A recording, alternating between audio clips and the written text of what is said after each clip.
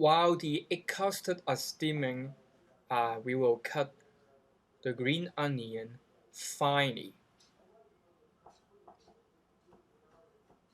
So be sure the knife is against the finger so that the finger won't be cut by the knife.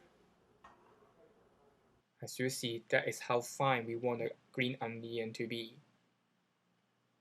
After around 9 to 10 minutes, the egg custard should be ready.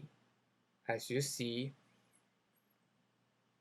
when the egg custard is ready, they should just set, kind of like jello.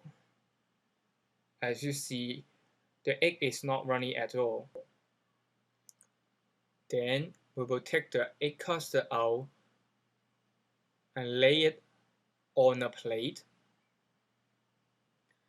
Then put the green onion on the top of the egg custard.